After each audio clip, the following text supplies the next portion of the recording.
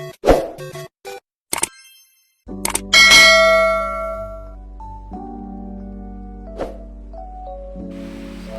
warahmatullahi wabarakatuh. Perkenalkan, nama saya M. Rafiq Ilham Fikri.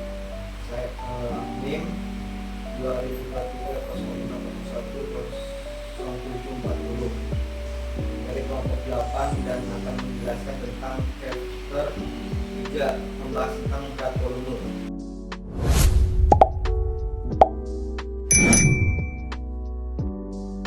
Langsung saja ke pendahuluan. Pendahuluan deskripsi tanah tersusun dari partikel padat, ruang kosong di antara partikel yang bisa diisi udara dan ataupun air.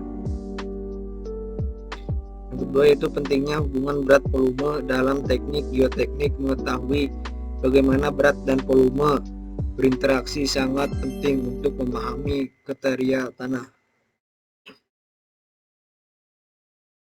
Yang ketiga itu definisi hubungan berat volume bagian 3.2. Di sini ada 4 poin. Yang pertama itu void ratio, rasio kekosongan E.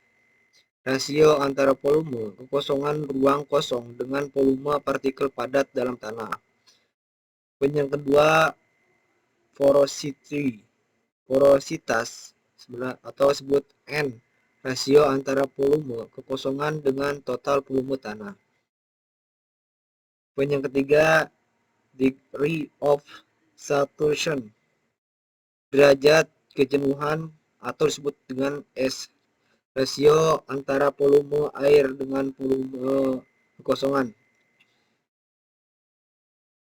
Poin yang keempat, diagram menunjukkan ketiga fase tanah, padat, air, dan udara untuk memperjelas konsep-konsep ini. Keempat, kadar air dan berat jenis terbagi menjadi 5 poin. Moisture konteks atau kadar air, rasio antara berat air di dalam tanah dengan berat partikel padat.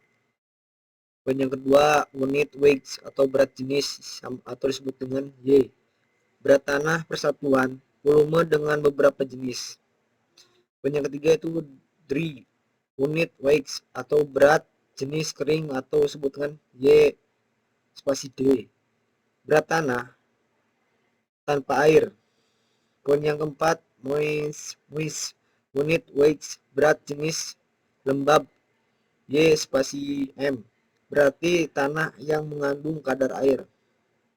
Poin yang kelima yaitu saturate, unit weight atau berat jenis jenuh, bisa disebut dengan Y sat, berat tanah saat ruang kosong terisi air sepenuhnya. Yang kelima itu hubungan berat jenis, rasio kekosongan, dan kadar air bagian 3.3. Gravitas spesifik atau spesifik gravity atau disebut dengan GS, perbandingan berat jenis partikel tanah dengan berat jenis air, rumus utama. Lanjut, hubungan antara berat jenis kadar air dengan gravitas spesifik. Terus rumus ini penting untuk menghitung karakteristik tanah pada kondisi tertentu. Yang keenam yaitu contoh soal. Di sini ada berapa problem? Ada 2. Problem yang pertama yaitu menghitung densitas lembab dari contoh tanah yang diberikan menggunakan rumus densitas massa atau volume.